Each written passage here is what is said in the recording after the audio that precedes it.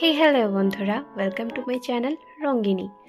আজকে day 3 nature drawing চ্যালেঞ্জে আমরা ড্র করতে চলেছি একটি স্কাইয়ের পট, যেখানে আমরা ব্যাকগ্রাউন্ডের জন্য মানে আকাশের জন্য ওয়াটার কালার ইউজ করেছি এবং ক্লাউড ও লিভসের জন্য অ্যাক্রেলিক কালার ইউজ করেছি এবং লাস্টে আমরা মাইক্রোন পেন দিয়ে পাতার ডালগুলোকে বের করেছি।